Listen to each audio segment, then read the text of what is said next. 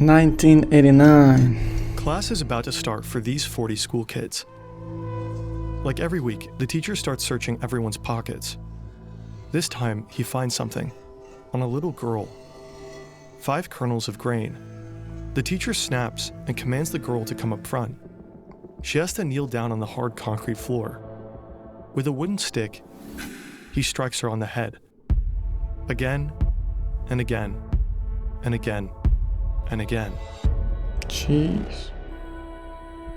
Her classmates watch in silence. The beating goes on until the little girl collapses.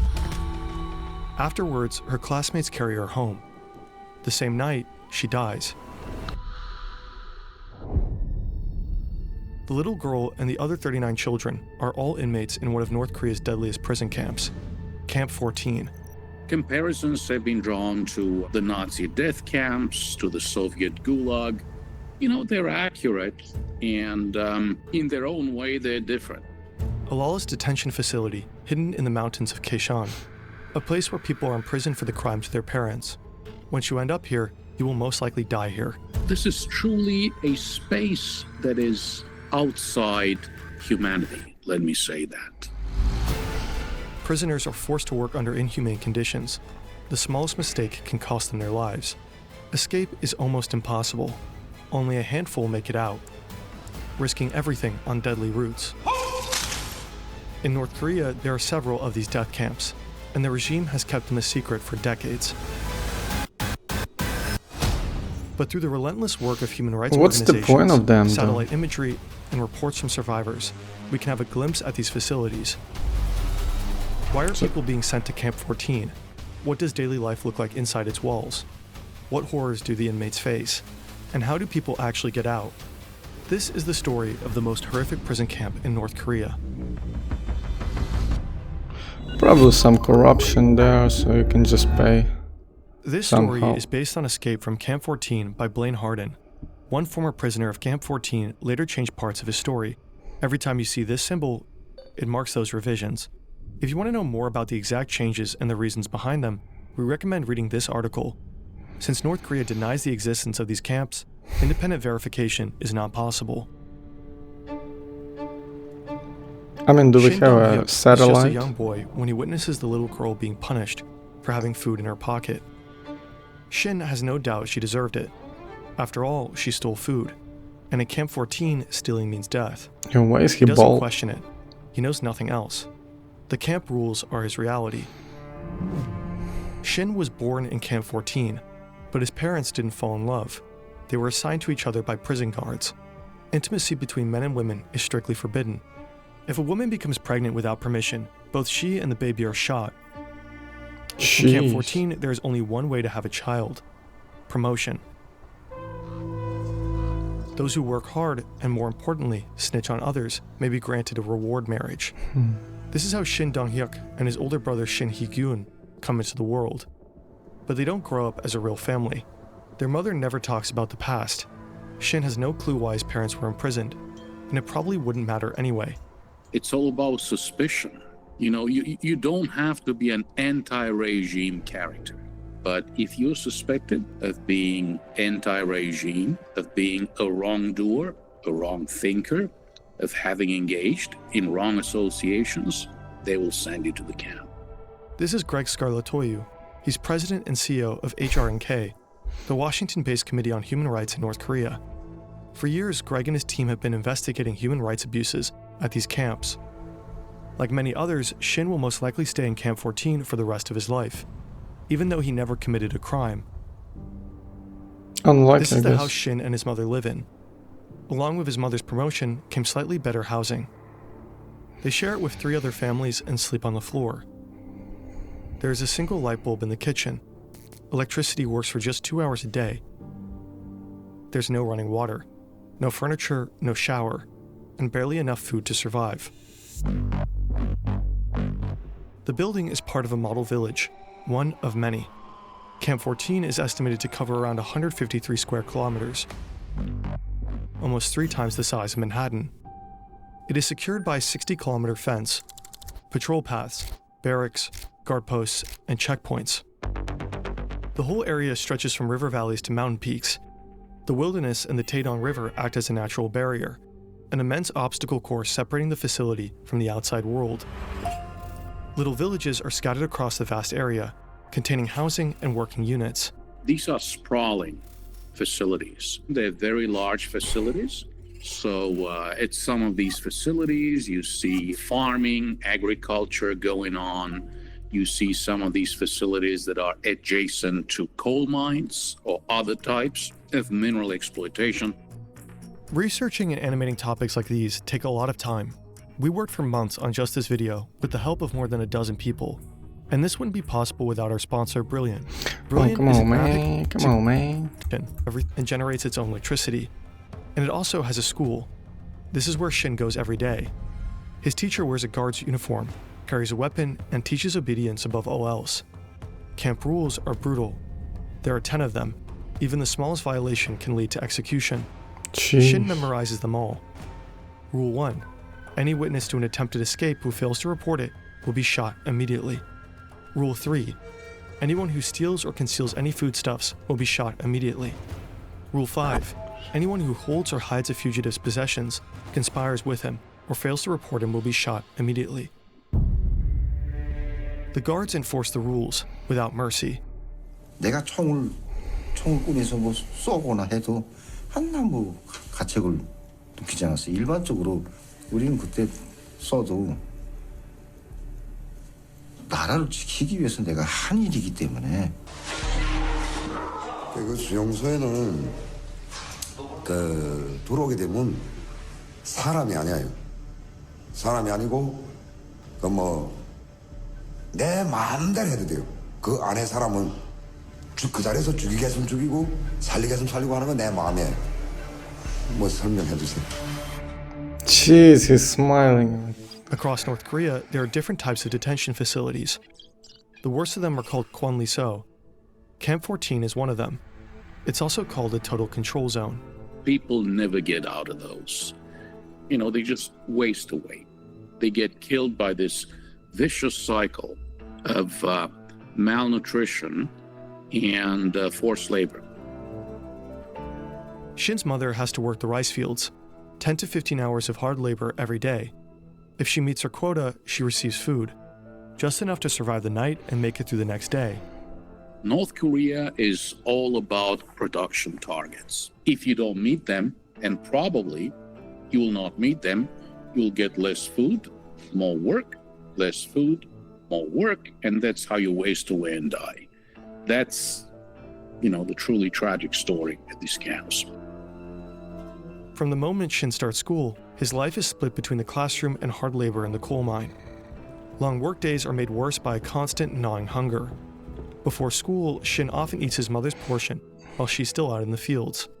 She beats him for it, but he does it anyway. To him, she's not a source of love or care. She's a rival in the fight for every meager scrap of food.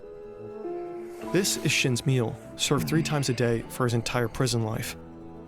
If he makes a mistake, his portion is cut in half as punishment. Sometimes he and the other inmates catch rats, the only source of meat in Camp 14. For Shin, this isn't as much as a nightmare. It's normal life.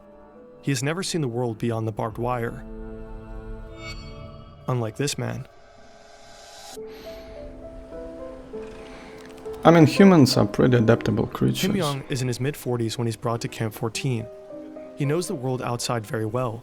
In fact, he was a high-ranking military officer and vice president of a state-owned company. In his former life, he enjoyed culture, a chauffeur, and all the benefits of being a government employee. Okay. Now he's also forced to work in the coal mines. What? Kim didn't break any laws to get here. His parents did. In North Korea, this form of collective punishment is called yunjoje, guilt by association. Up to 3 generations can be punished for crimes of family members. That's When crazy. Kim was a child, his father and brother were accused of spying for the United States, enough to execute them. After that, Kim was brought to an orphanage under a new name. It took more than 40 years until someone found out about his true heritage. Even Kim himself wasn't aware of the supposed crimes his family allegedly committed. There's absolutely no judicial process. This is extrajudicial punishment.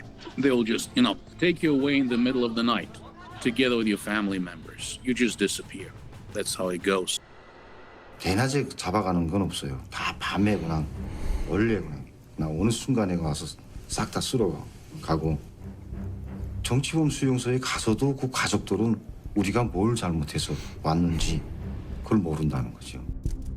Fear is the most powerful tool for prison guards to keep inmates in line.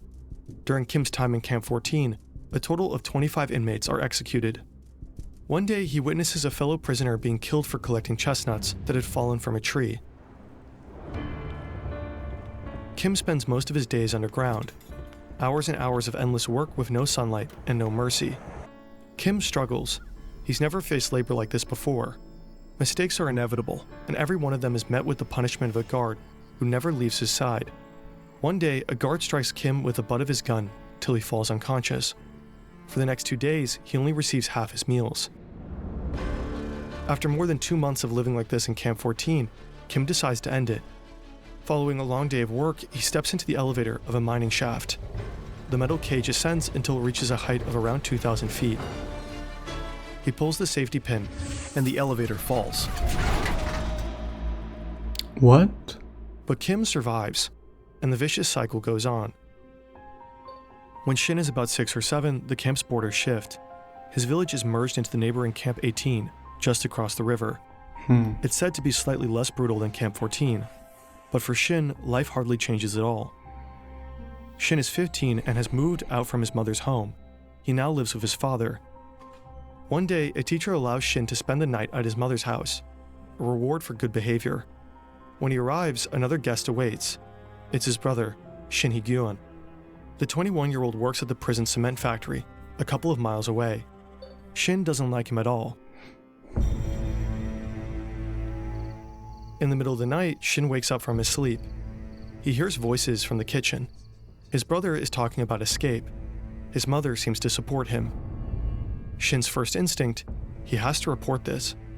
He goes to a nearby dorm room and wakes a friend to ask for advice. The friend urges Shin to tell the guards. They go to the school's night guard on duty and report the escape plot. Shin also signs a false police statement, claiming he saw his mother and brother commit murder. This piece of evidence ultimately leads to an execution order. The guards take Shin to an execution site next to the Taedong River. Without A proof? crowd has gathered to watch. They drag out his mother and his brother. They're killed in front of Shin's eyes.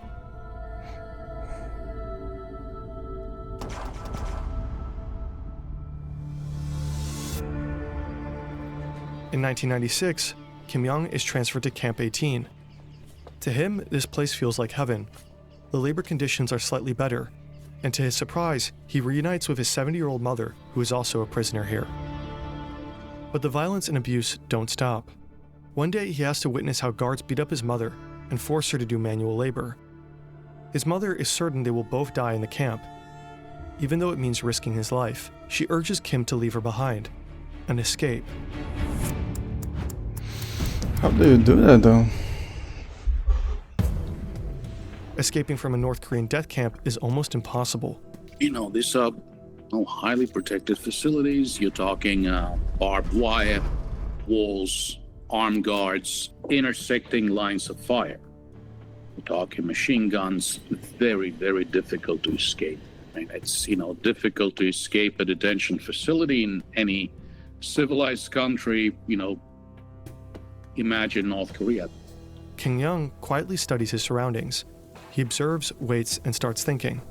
He lays out multiple escape plans, but none of them seem doable to him. Another hard day of work. The prisoners are loading coal onto a train. Suddenly, they spot something. Grain scattered across the bottom of a train car. It must have transported food before. The scene explodes into chaos. Prisoners drop everything, desperately looking for the tiniest speck of food. Jeez. The guards start shouting, but no one listens. Kim discovers a narrow space beneath a metal panel in the floor of a coal wagon. He squeezes inside, and as the train rumbles out of Camp 18, he rides with it. Hours later, the train reaches Goan Station at around 4 a.m. We don't know exactly how, but Kim manages to crawl out of his hideout and disappears into the night. Kim successfully escaped Camp 18, but his path to freedom is still very long. After finding a worker's uniform, he changes clothes and starts a treacherous journey that will take him many months through China and Mongolia to South Korea, where he'll eventually seek asylum. Escaping a prison is one thing.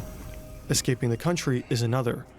We made a whole video on how to escape North Korea.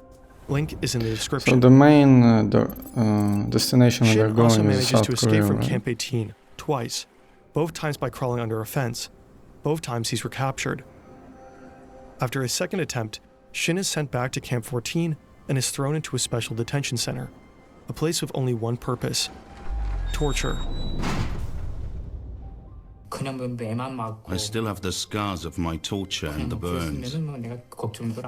Look at my arms. My arms aren't normal. They are bent and deformed. Before I was tortured, my arms were straight. When I was tortured, my arms were tied up with a rope and pulled backwards.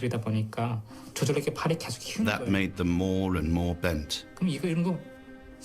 I'm filled with anger when I stand in front of the mirror and look at my body after a shower. You should consider that as a After battle 4 weeks of scar. torture, he's thrown into a pitch-black cell. No windows That's and barely enough crazy. space to lie down. There he'll spend the next 6 months. After his release, Shin is thrown back to the general prison population. He has to work in the coal mine, the farm fields, and eventually in a garment factory. This is where he meets Park Young-chul, a man unlike anyone Shin has ever seen. Born into an elite family, Park once held a prestigious job and had seen the world beyond North Korea's borders. By then, Shin already knows he's on the execution list. With Park at his side, he begins planning what will be Shin's third and final escape. Third is the luckiest one. Shin and Park are assigned to do some woodwork up in the mountains, along with some prisoners. They're chopping wood near the outer fence. The camp's fence is around 10 feet high and lined with high-voltage barbed wire. The next guard tower is a quarter of a mile away. Shin watches the patrols. There are long gaps between them where no guard is close enough to spot the two. The plan is simple. Wait until dusk so that their footprints can't easily be traced in the snow. They slip through the high-voltage wires without touching them. As the sun sets, Shin and Park move closer to the fence. They hack branches, pretending to stack wood. Nobody notices them. Park hesitates. Shin's heart races. He grabs Park's hand and they run. Shin slips. Park reaches the fence before him.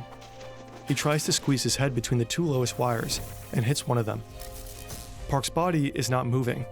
The bottom wire bends under his weight, creating a narrow gap. Shin crawls over Park's body. He is almost past the fence when his legs slip, hitting one of the wires. The voltage tears through him. His pants char, his skin burns from ankle to knee.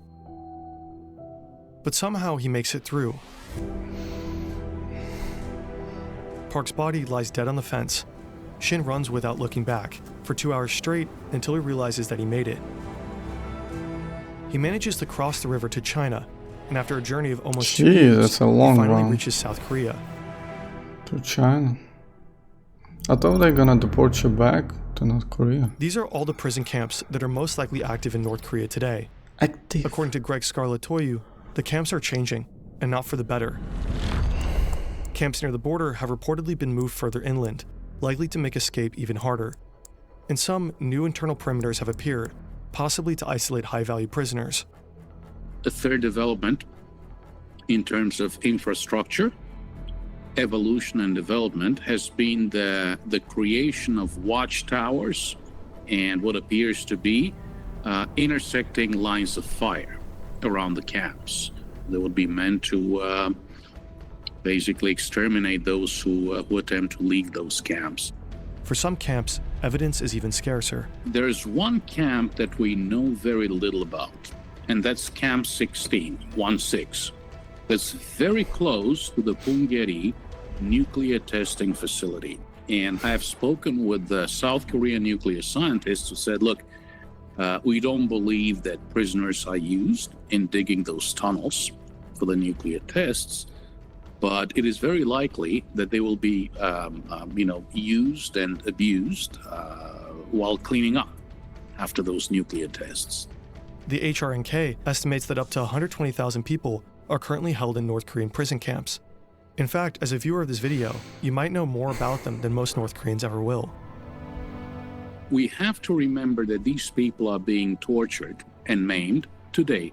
They were tortured and maimed yesterday, and the same will happen tomorrow. So, I think it's a matter of moral, ethical, religious, and political obligation to continue to maintain our interest in these issues. This is Shin today. He gradually adjusted to a life in society and became a public speaker and advocate for human rights in North Korea. In 2015, Shin Dong-hyuk retracted parts of his story and admitted to changing certain key details in Escape from Camp 14. The book's author published a detailed statement outlining every change Shin had made. According to Shin, some memories were simply too painful and others too shameful to share truthfully at the time. This is a common reaction for victims of torture, who often cope by suppressing or distorting their accounts of what really happened. Greg Scarlatoiu and others believe Shin's changes don't alter the fundamental truth of his reports. Was Shin Dong-hyuk a political prisoner? Yes, 100%. Okay, he spent some time both at Camp 14 and Camp 18, right across the river. Did he witness the execution of his mother and brother? Yes, he did. So the fundamental elements of Shin Dong-hyuk's story did not change. Shin bears the scars, physical and psychological. They leave little doubt about the abuse and torture he endured. That's crazy, man. Damn. They still exist, huh? Gulag still exists. And it's like an echo of Gulag or a Soviet Union.